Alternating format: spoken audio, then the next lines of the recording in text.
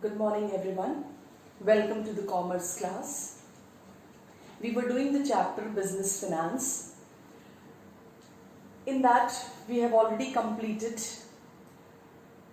business finance, meaning of business finance, the importance of business finance. We have also done about financial planning, the meaning of financial planning, the importance of financial planning.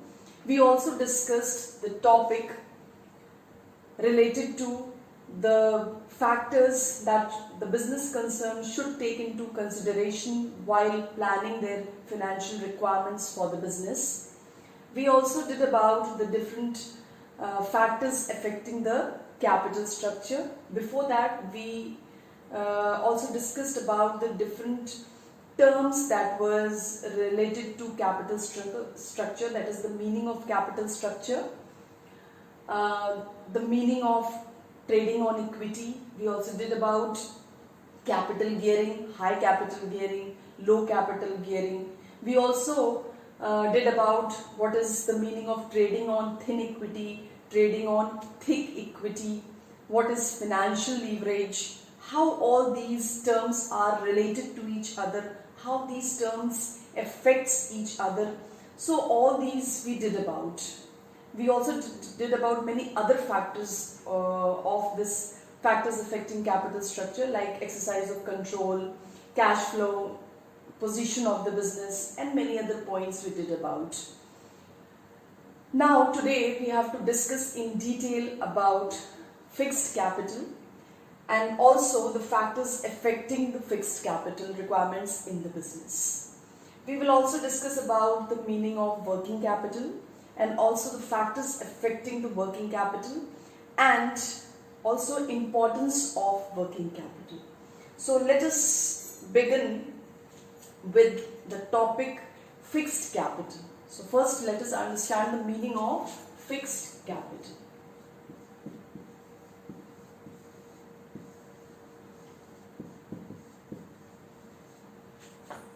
Now what is fixed capital? Fixed capital is also called as block capital. Now why it is called as block capital? Why it is called as fixed capital? Fixed capital is a capital which is required in the business to purchase land, building, plant, machineries, equipments. Means we can say that fixed capital is required to purchase fixed assets like land, building, plant, machineries, etc.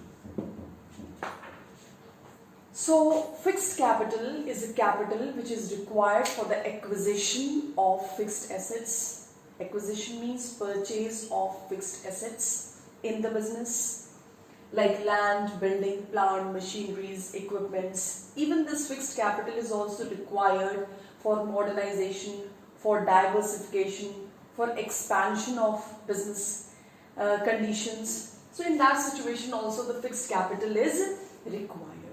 Fixed capital is invested in the business for a long time period. We can say for the permanent basis. That is why it is called as a block capital. And these investments in the fixed assets in the business, they are there to generate income. These fixed assets which are there used in the business, they are there to generate income. This is the most important requirement of the business because it requires a huge capital investment. We require huge capital investment for purchasing of land, for purchasing of buildings or taking buildings on lease, for purchasing of plant, machineries, its installations and other equipments which are related to the installations of those plants and machineries. So in today's environment, if we see, we are talking about the development of large scale industries. Even we are using machines, equipments, even in small scale industries.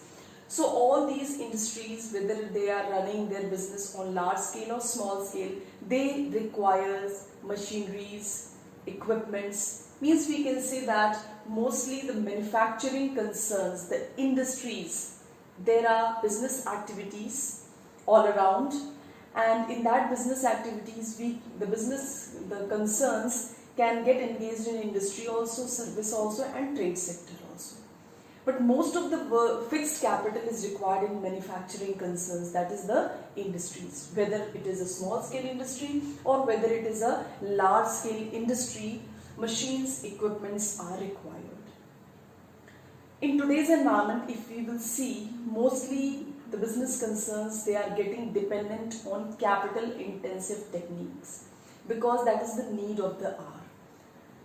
The multinational corporations, they are operating in our country. There is a lot of competitions. They are using advanced technologies, machines, equipments. So, of course, the business concerns operating in our country, in India, definitely they will get dependent on these machineries and equipments. Even they will try to adopt these machineries and equipments. So for that, huge capital investment will be required. And if the business concerns spends the money in acquiring these machineries, equipments, and many other things related to that, that will be called as fixed assets in the business. And for that requirement, the capital that will be invested, that will be called as fixed capital. Now, there are certain factors that affect the fixed capital. So let us move on with those points that is going to explain the factors affecting the fixed capital decisions in the business.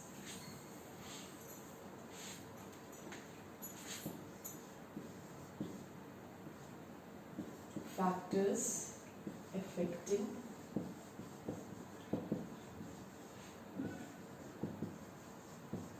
fixed capital. Factors affecting fixed capital. The very first factor is related to nature of business. Now, nature of business. The business, as I have told you, the business can be manufacturing,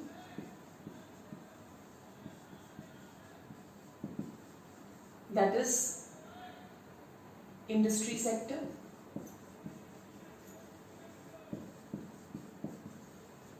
then it can be trade sector, then it can be service sector. In these two sectors, production is not done. This is the business of buying and selling, and they provide the services. So mostly the fixed capital investment is mostly seen in manufacturing concerns. So if the business enterprise, if they are engaged in manufacturing concerns or they are running the industries, that is the large scale industries or small scale industries, so of course the fixed capital requirement in those industries, in those manufacturing concerns, in that type of nature of business, the fixed capital requirement will be more. That is, in manufacturing concerns it will be more, and in trading and service sectors it will be less. So this was the factor that was related to nature of business. So according to the nature of business, if the manufacturing concerns are there, it will require more fixed capital, and if it is trading concern or service sectors are there, it will require less fixed capital requirement will be there in the business concern. So this is the first factor which we have discussed, that is the nature of business, that is going to affect the need of fixed capital requirements in the business. Now let us move on towards the second point.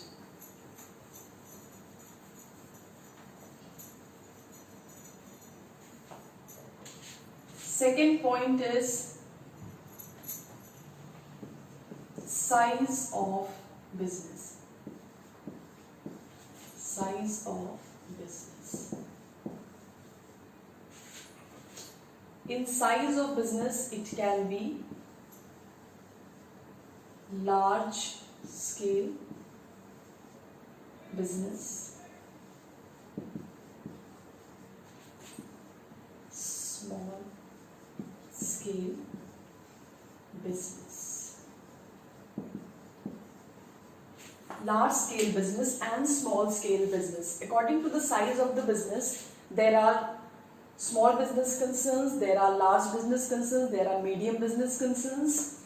So according to the size of business concerns, if we will take the things into consideration, we will find that the large size business concerns, that the business concerns which are running on large scale, that is the company form of organization, like Reliance Industries, Tata Industries, many iron and steel industries are there.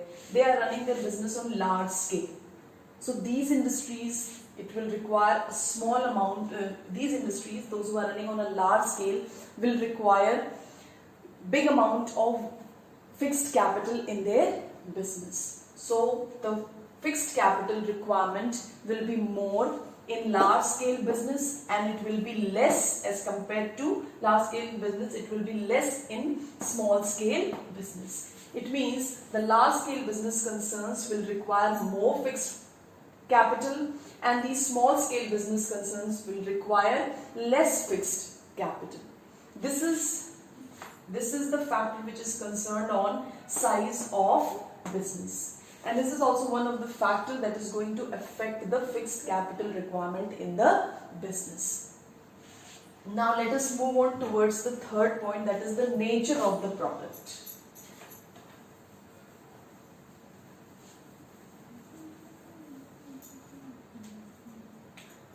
Third point, that is the nature of the products. Nature of the products. The nature of the products can be divided into parts: capital goods,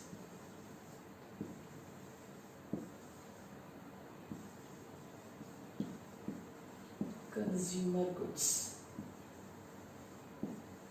or basic commodities.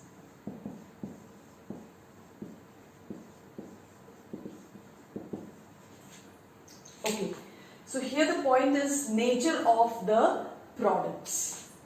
Now this is also one of the factor that is going to affect the requirement of fixed capital in the business concern. Now how it is going to affect, that is the nature of the products. There are different types of products as we are using. There are some products which are used by the industries itself. They are known as capital goods. There are many different types of products that are used by the consumers, that is the basic commodities. So of course those business concerns, those who are engaged in producing the capital goods like all these iron, steel industries are there, chemical industries are there, defense equipments producing industries are there, atomic energy industries are there. These industries will require more amount of fixed capital, and the industries which are engaged in producing consumer goods like shampoos, toothpastes and other basic commodities, so those industries will require the less amount of fixed capital in their business. So this is according to the nature of product, then what type of product that is produced by the business concerns, or in what type of production of the products the business concerns are engaged in. So it depends on that. If they are engaged in producing capital goods, of course the fixed capital requirement will be more. If they are engaged in producing consumer goods, the fixed capital requirement will be less. Now let us move on towards the fourth point, that is the method of production.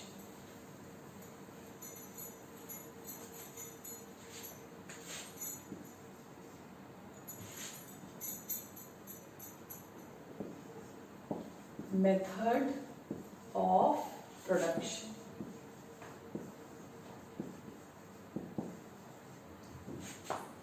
Method of production. There are most of the industries, they are using capital intensive techniques, and most of the industries are using, mostly they are using labor intensive techniques, because the business has to get dependent on both labor intensive techniques also and capital intensive techniques also. So capital intensive techniques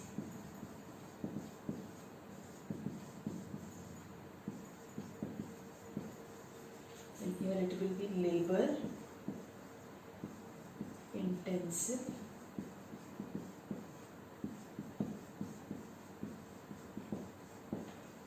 techniques. Capital intensive techniques and labor intensive techniques. So let us understand what is capital intensive techniques. The business requirements,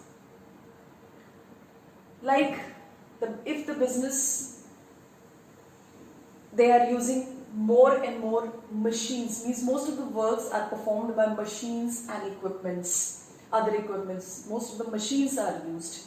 Then the labor, means most of the work that is performed through machines and less work is performed through labors. So in those industries, of course, the fixed capital requirement will be more.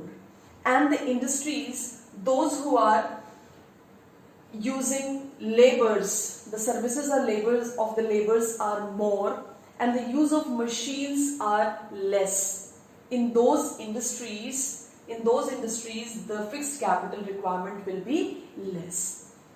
Like in labor intensive, like tiny industries, cottage industries, small scale industries, they are using more labors, like the industries which are established in rural areas. Mostly they are established with a view to provide more and more employment to the people, those who are living in that rural area. That is the main purpose. So in those areas, those tiny industries, cottage industries, they are using more and more labors, human resources used in those organizations than the machineries and equipments. So in those industries, in those business sectors, the fixed capital requirement will be the less, whereas in other industries, like industries those who are producing automobiles, textile industries, iron and steel industries, industries producing defense equipments, chemical industries, and all those big industries, they require more, there is more use of machines in those industries than the labors. Most of the work that is performed through machines. So in those business concerns, mostly the fixed capital requirement will be more in comparison to the other sectors, that is the cotton industries or tiny scale industries. Now let us move on towards the fifth point, that is diversity of product lines.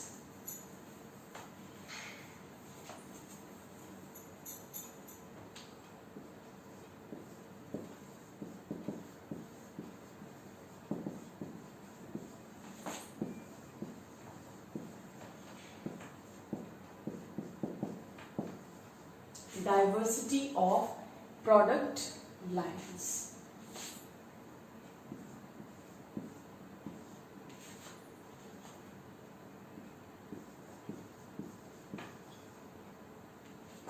Industries engaged in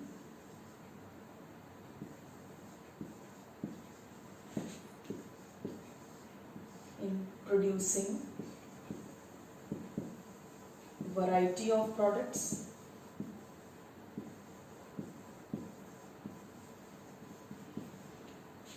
and in next is industries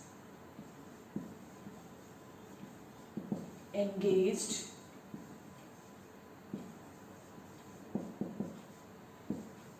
in producing single line products.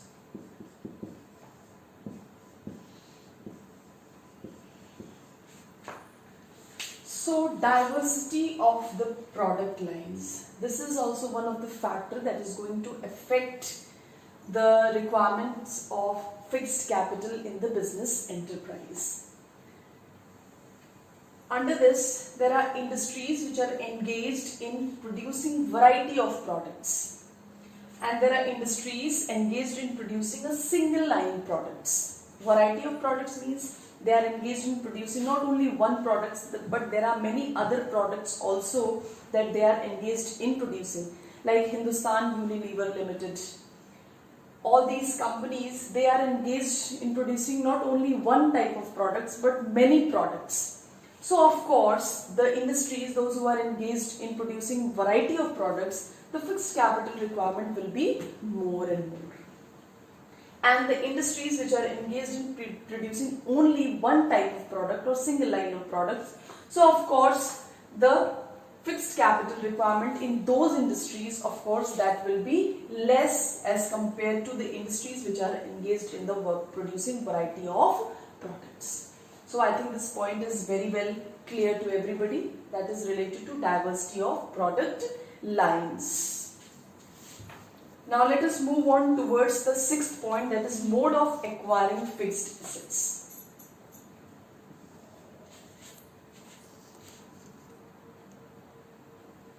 Now let us move on towards the sixth point, that is mode of acquiring fixed assets.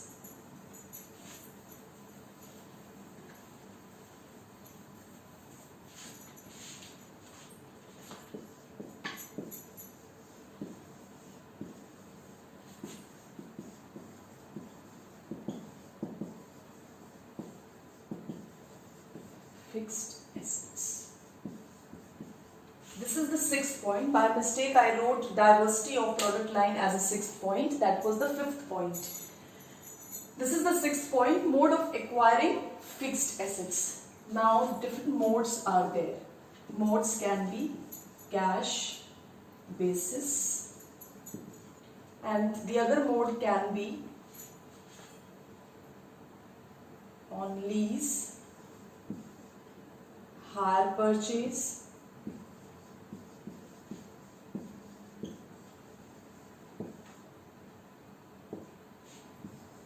installment payment.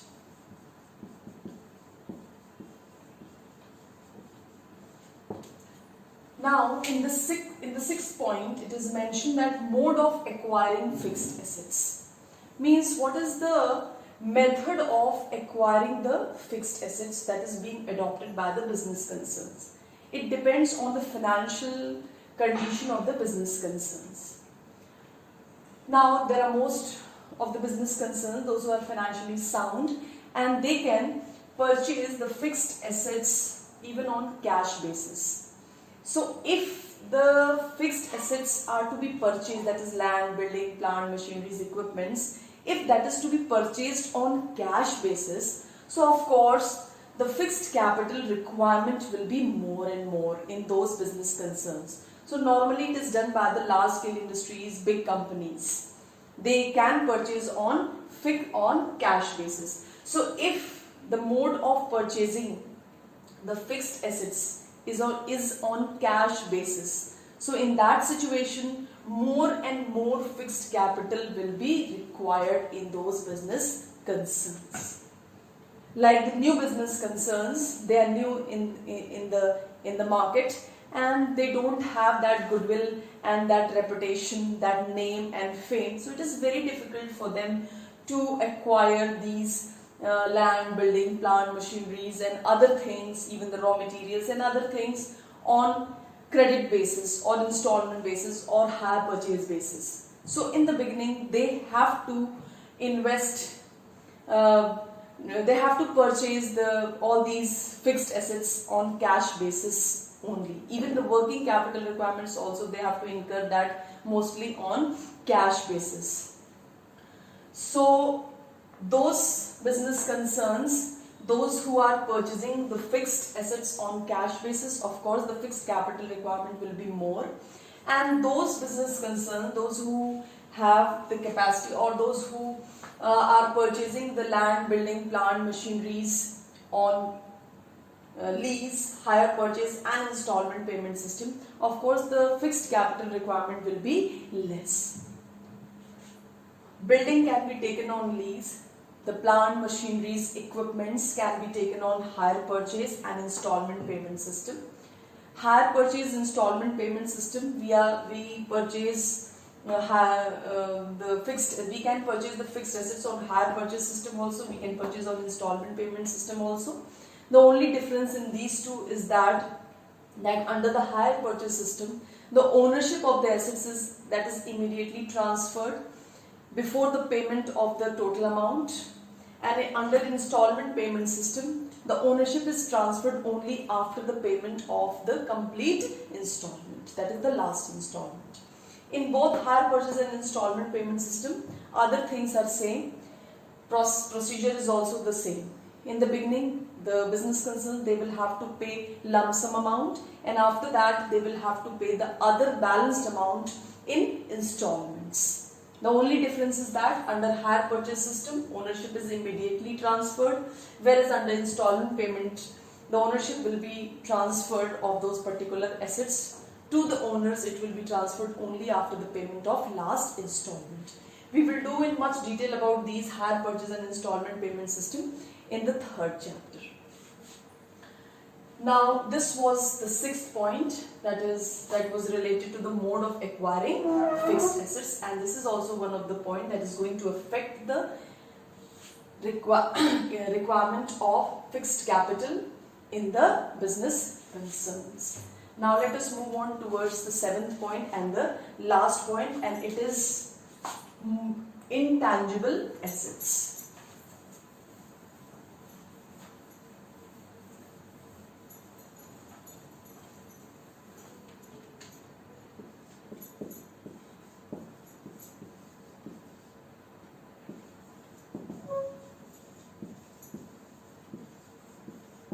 Now let us understand what are intangible assets. It is patent, goodwill,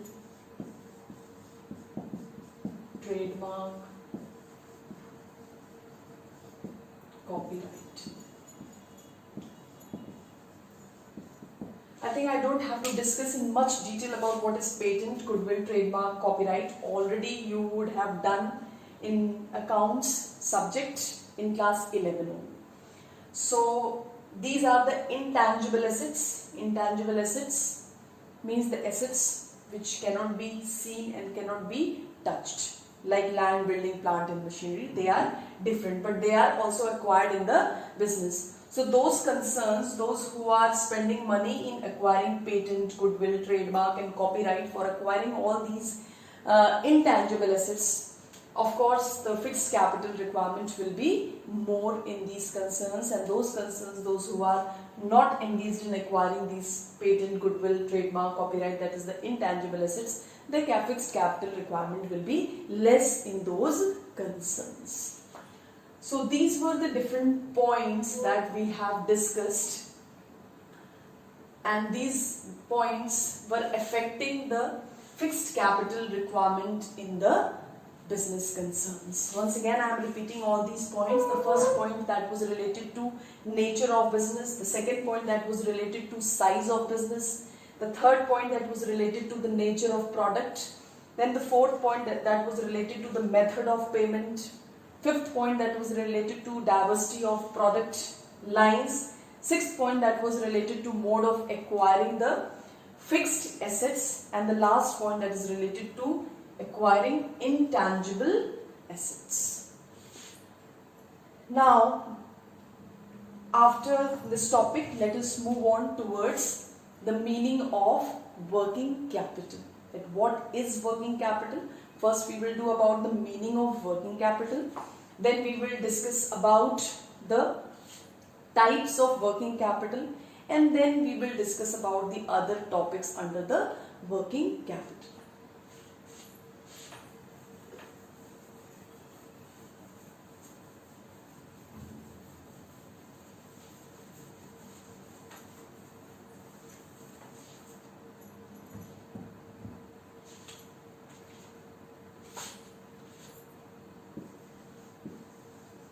Meaning of working capital.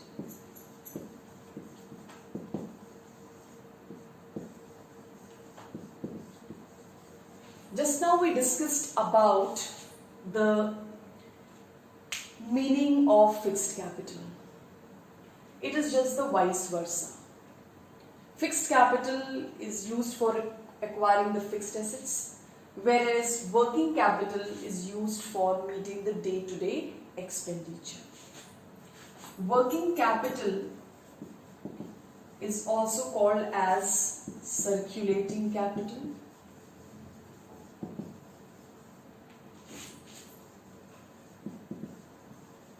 It is also called as operating capital.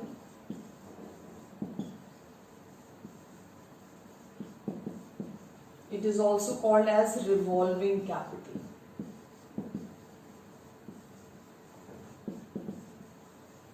Now you can see how many names are there of working capital. Working capital is also called as circulating capital. Working capital is also called as operating capital. Working capital can also be called as revolving capital. Now let us understand the meaning of working capital first.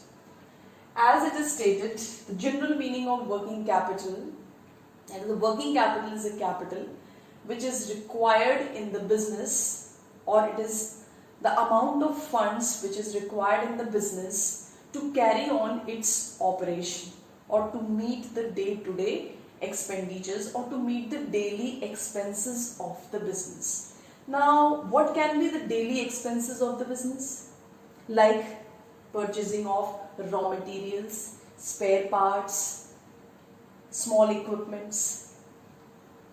Now, it can also be, the requirements can also be payment of salaries, wages to the workers, it is done on regular basis, payment of rent, that is done on regular basis, payment of taxes, printing and stationery expenses, other office expenses, traveling expenses, and other expenses, small expenses which are incurred on daily basis. So for all these, working capital is required in the business. You know what it is said, that if the business is established, if the business concerns, they have acquired all land, building, plant, machineries are all installed, everything is final.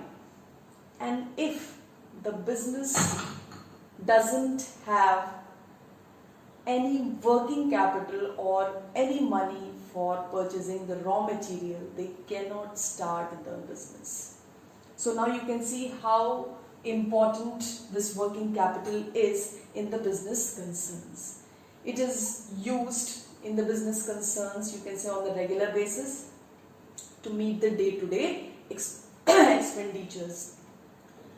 The wages, salaries and all that is to be paid to the workers on a regular basis. The rents and the other expenses are to be incurred on regular basis in the business. We cannot restrict those expenses. So this is about the working capital. There is one scholar that is called as Shubin,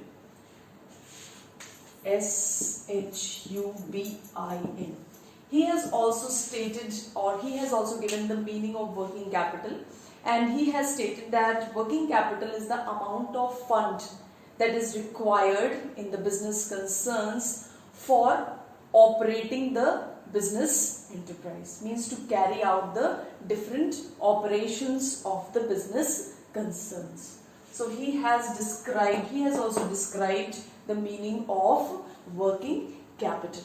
Now, as I have told you that working capital has several names. It is also called as circulating capital. It is also called as operating capital. It is also called as revolving capital. Now, let us understand that one scholar is also there. His name is Gerstenberg. He has also described the meaning of this circulating capital, and he has described the meaning of this circulating capital as it is the amount of current assets. It is the amount of current assets of the company that are changed in the ordinary course of business in one form or the other. Now he has used the word current assets. The name of the author is G. Gerstenberg. He has used the word current assets.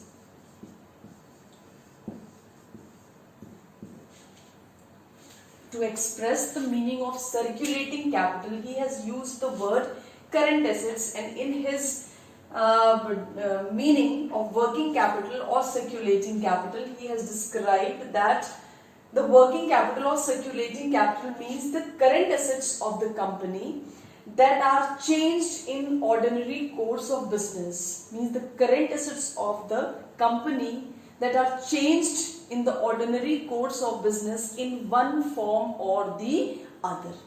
Now, what is the one form or the other in which it is changed, and why it is called as circulating capital? So, according to Gerstenberg, he has said that cash is converted into inventories.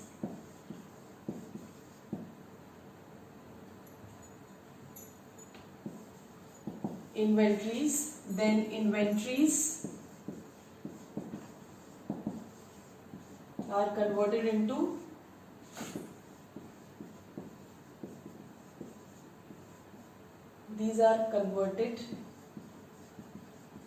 receivables, and then receivables, they are converted into cash again.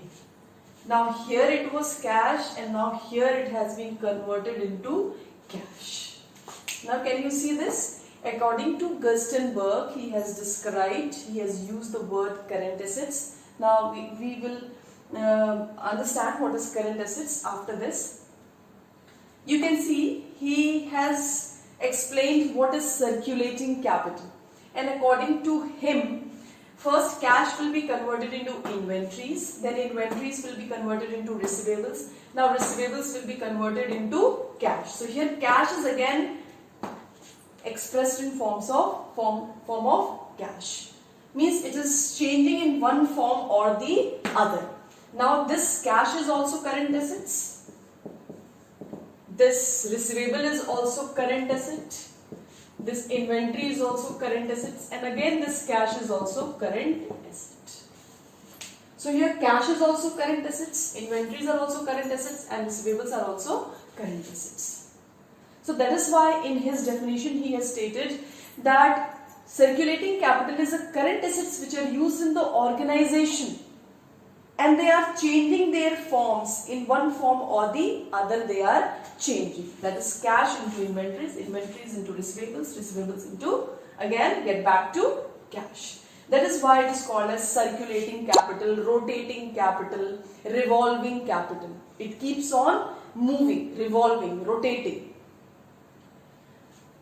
Now inventories can be of two types, that is the inventory of work in progress and inventory of finished goods. This inventories can be of two types, that is the work in progress, and here it is finished products.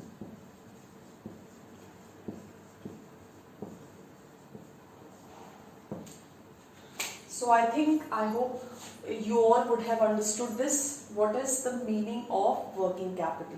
Shubin and Gerstenberg, they have given their own definition. Shubin has described it as the operating capital. It is required for meeting the day-to-day expenditure, and as well as Gerstenberg has also defined as a circulating capital. The words they have used in a different way, but actually the meaning is same, that the working capital, circulating capital, or the revolving capital, all these are required to meet the day-to-day expenditure of the business or to meet the operating requirements of the business. And these are the forms. They have used their own words, in their own words they have described, but the meaning at the last, that is the same. Now let us move on towards and understand that what is this model of circulating capital or operating capital. Even you can get in your board examination that what is the draw the model of operating capital or what is the operating capital cycle. So let us understand this. If you have understood this, you can understand very easily operating capital cycle.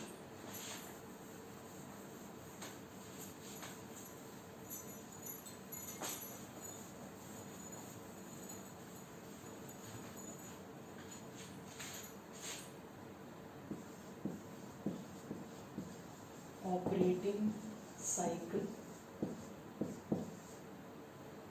or circulating capital.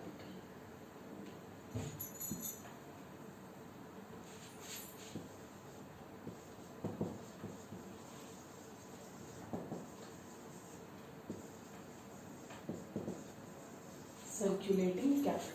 Now let us understand this. Here the very first thing which I will take, that is cash. Now this cash is converted into, with this cash, raw material is purchased.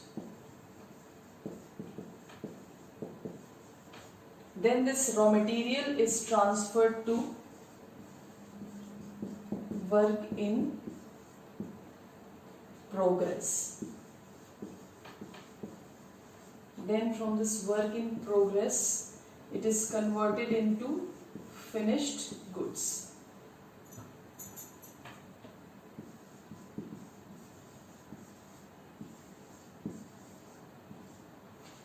Then this finished goods, again this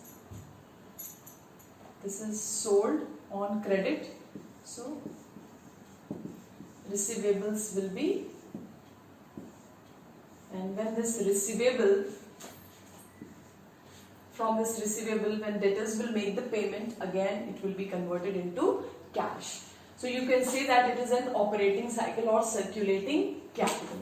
With the cash, raw material is purchased. With this raw material, the raw material is transferred to the production department, that is, it will be in the process. Then again, in the process, after completing all the processes, it will be converted into finished goods. Now this finished goods is available for selling in the market. Now you know it is not possible to get dependent totally on cash basis. So to increase the sale, the business concerns, they have to sell their products on credit also. So when products will be sold on credit, so receivables will be those products which are sold on cash, automatically it will be converted into cash.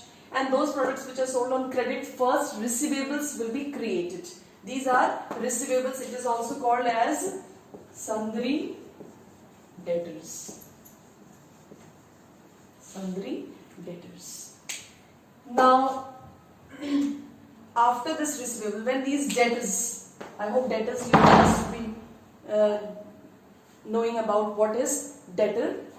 Now this debtors, when the debtors will make the payment, that will be converted into cash, when the cash will be received.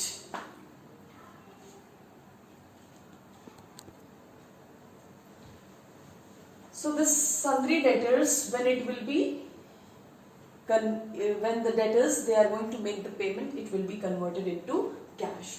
So this is operating cycle or circulating capital.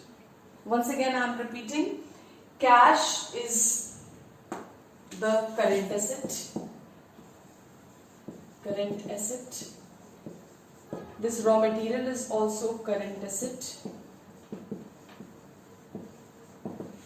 This in work in progress, the inventory will be there, that will also be a part of current assets. This finished goods, that is also a part of current assets. This receivable is also a part of current assets, and cash itself is a current assets. So all these are the part of current assets. So I hope everybody has understood this operating cycle or circulating capital. Now let us move on towards the types of working capital.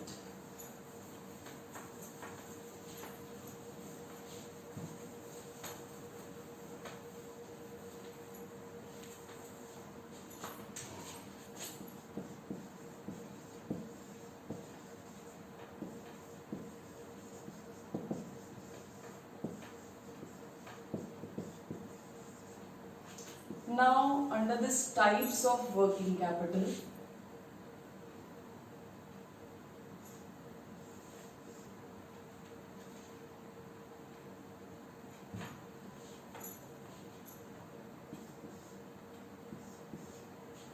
it can be gross working capital, gross working capital. Then the next one is net working capital.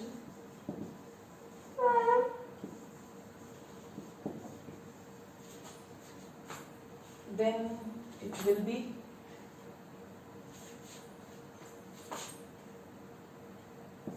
permanent working capital.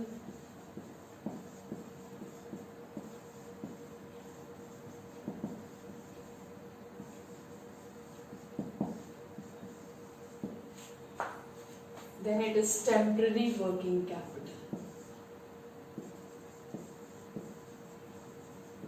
Temporary working capital. Now this permanent working capital is divided into two parts. That is initial working capital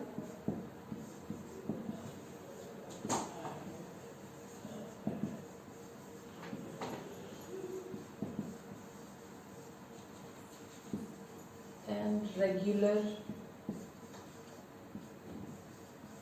working capital.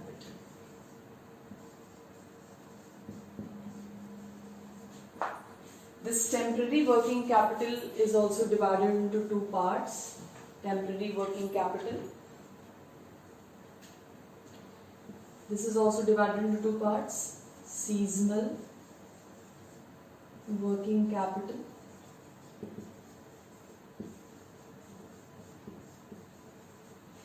And the next one is special working capital. Special working capital.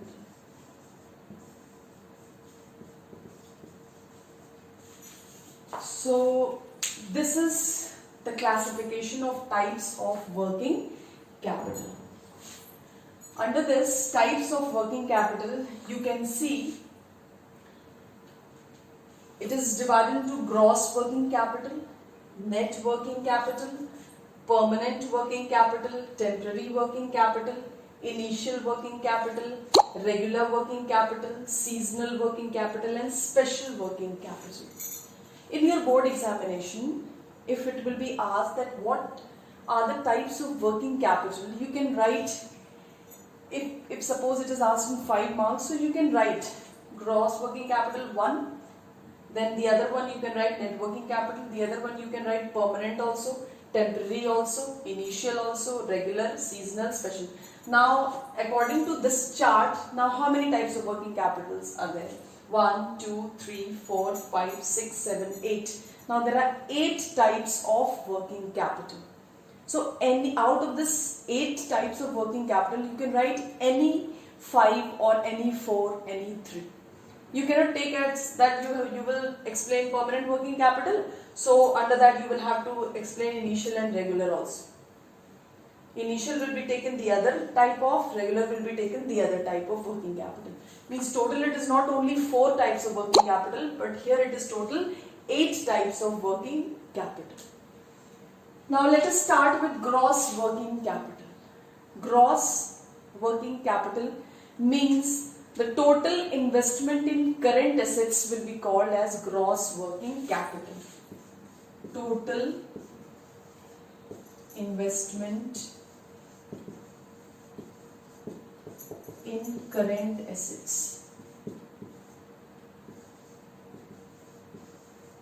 Total investment in current assets will be called as gross working capital.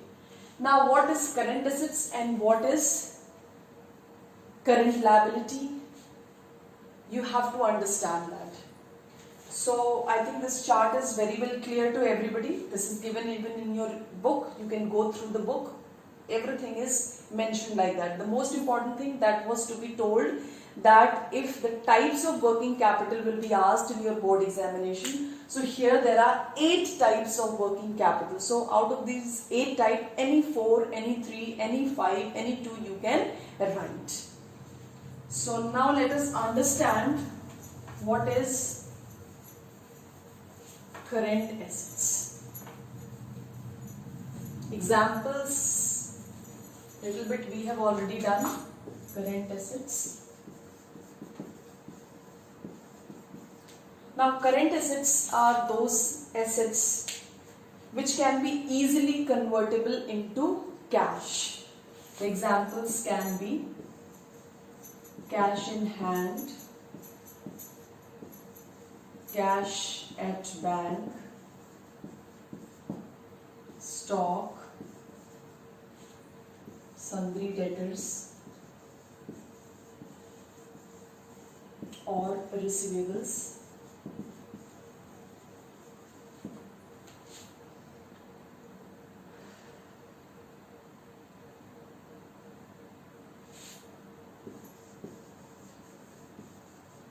Prepaid expenses, stock, debtors, etc.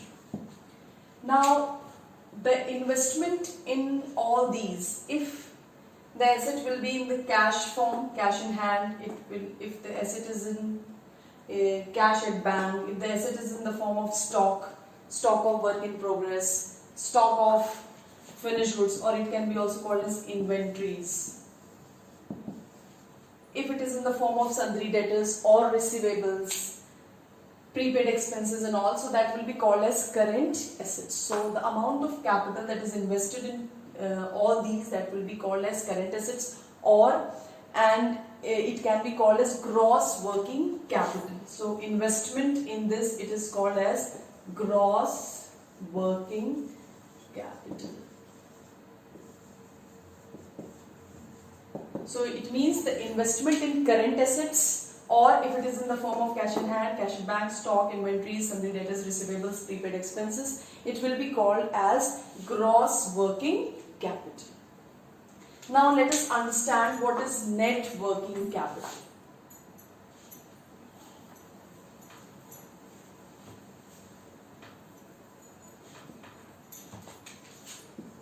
Net working capital. It is also called as current assets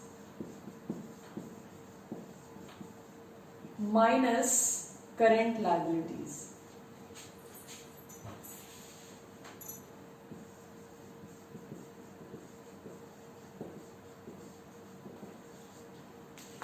It is also called as excess of current assets over current liabilities. Current assets minus current liabilities means current assets will be deducted from current liabilities, and excess of current assets will be called as current assets over current liabilities will be called as working capital. That is net working capital, not only working capital. That is gross working capital is the only working capital, and the total amount of investment in current assets, that is if it will be in the form of cash in hand, cash in bank and all these, that will be called as gross working capital. And from this gross working capital, if the current liabilities will be deducted, that will be called as net working capital. So it can also be called as gross working capital minus current liabilities, that will also be called as net working capital, or current assets minus current liabilities will be called as net working capital, or excess of current assets over current liabilities will be called as net working capital. So current assets already I have stated it over here. Now what are the current liabilities? I am writing it over here. Current liabilities. It will be creditors. You all very well know about who are these creditors.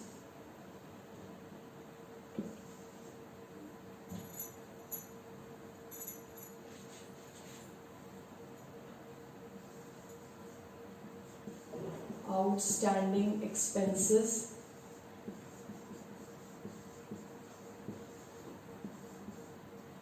bank loans, that is short-term bank loans, bank overdraft,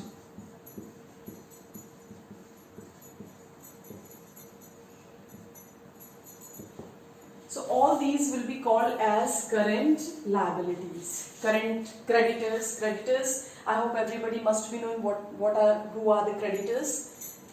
The amount the firm has to pay to the outsiders, they are called as creditors. Then outstanding expenses, the expenses that is to be paid by the firm to the outsiders, that is called as outstanding expenses. Then bank loan, the loan that is taken by the firm that has to be paid within a year, that will be called as current liability. Bank overdraft, that is the facility which is given to on the current account to the business concerns, means they can withdraw the money in excess of their deposits in the current account.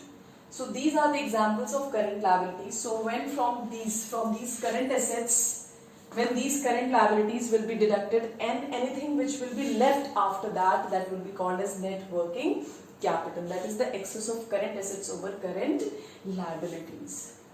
So this was two types of working capital that we have understood. Now let us understand the permanent and temporary working capital.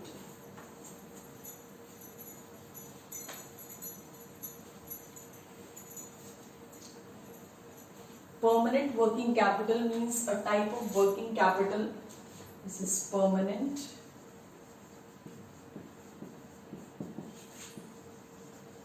Working capital. This is divided into two parts, initial and regular.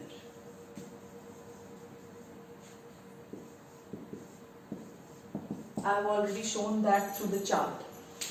Permanent working capital, as the name indicates, permanent. The working capital that is invested on a permanent basis, that is stable and fixed in the business concerns, that will be called as permanent working capital. And even this permanent working capital, for acquiring this permanent working capital, the business concerns can use the long-term sources of funds, because this is completely fixed and stable in the business concerns. Now this permanent working capital is divided into two parts, that is the initial working capital and regular working capital. Initial working capital means a type of working capital that is used or that is required at the time of commencement of the business. That is at the time of starting of the business concern. Now for the new business concerns, it is very difficult to get the raw materials on credit basis. So of course they will have to invest the money on cash basis. They will have to purchase all these raw materials and they have to incur most of the expenses on cash basis, because still they have not gained that goodwill and reputation in the market. It will take time for them.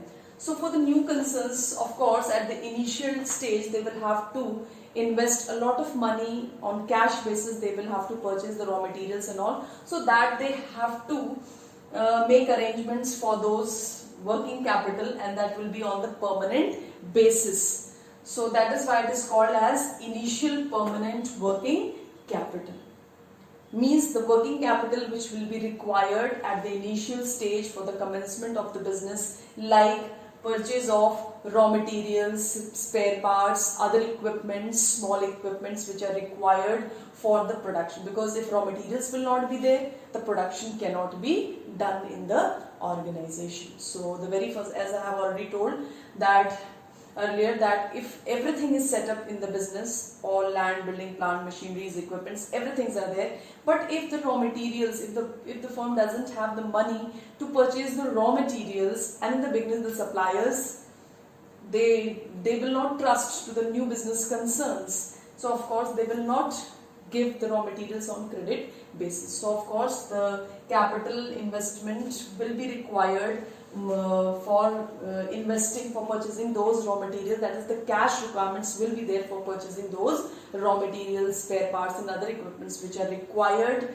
in the initial stages of the business. So that is initial permanent working capital. Now regular working capital. There are many types of expenditures like payment of salaries, wages, laborers will work, and the laborers will be motivated to work efficiently and effectively only if they are getting if their needs will be satisfied, that is they are getting the salaries and wages on regular basis. Though the business is not earning profit right in the beginning, but they have to make the business doesn't have any profit, because after 1 year only they will earn something. Means after 1 year only they will calculate their profit and loss, and then they will find that how much profit that is earned by the business concerns. But in the beginning they will have to make the arrangements from their own sources. They will have to make the arrangements for making the payments to the workers. And there are many other expenses also, like payment for rent and other expenses, office expenses, printing stationeries and all. For incurring all those expenses, the working capital will be required on permanent basis in the business. That is called as regular permanent working capital. Now, there are temporary working capital also. Temporary working capital.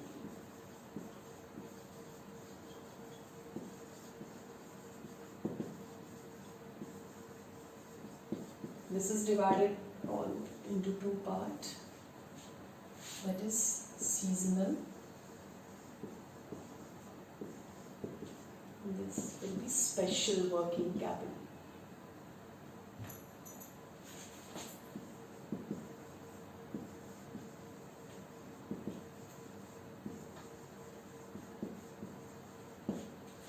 So, as the name indicates, seasonal, temporary working capital, as the name indicates, temporary means which is not required on a regular basis in the business organization. It is not required on a permanent basis in the business, but during different circumstances, emergencies, competition if arises, suddenly a demand arise for a commodity. So in those circumstances like earthquake, flood, famine and all those emergencies situation, the working capital will, the amount of working capital will increase. So in that, those types of working capital requirements will be called as temporary working capital. And it is divided into two parts, that is the seasonal working capital and the special working capital. As the name indicates, seasonal working capital. You must have seen that during the seasons, the production of the seasonal products, it get increased. Like woolen clothes, raincoats, umbrellas. The production of these types of commodities that increases during the season. So during those winter seasons, rainy seasons, the production of all these types of products that increases, and in those situation, in those days, the requirement for seasonal working capital will increase. So only in those situations it will increase. So that is why it is called as temporary working capital. It is not required on a regular basis. Now the special working capital. Special working capital, like in emergencies or in special situations, whatever the demand arise, like in emergencies, flood, famine, earthquake, the business has to incur expenditures in those situations. Like if suddenly the competition arises in the market, because we never know what can the situation be in the external business environment. So for meeting out all those competitive environment, additional working capital can be required. So that will be called as temporary working capital. So in like additional advertisement expenses also to create the demand among the consumers. Like you can see what the situation that is going on. After this, the demand for the products will go down. So the business concerns will have to spend more and more money on the advertisement expenditure. So for that also the working capital will be required. So that can be called as temporary working capital or the special working capital that is required in special situations, and that is not required on the permanent basis, but it is required on the temporary basis in the business concerns. So these were the topics which we have done today. We have done about the fixed capital, the detail about fixed capital and the factors affecting the fixed capital. We also did about gross working capital, net working capital. We did about temporary working capital. We did about permanent working capital. We have also understood about what is current assets, current liabilities, the meaning also, the examples also we have seen about all those. So all these things we have done. Please revise all these topics, whatever it is there. I will give you few question and answers after completing these 2 chapters. One more lecture will be required to complete the other portion of this chapter. And after that I will give you few questions from my side. There are many questions which are given in the book. You can keep on doing those questions and you can prepare notes in your fair exercise book. And I will, from my side also, I will give you few questions and that you have to do in your fair exercise book. And we will also discuss related to the project that you have to prepare this year also, as you had already prepared in class 11. So 2 topics will be there. In the next lecture, if I get time, I will discuss about those projects also, 2 projects. And those 2 projects you will have to complete it.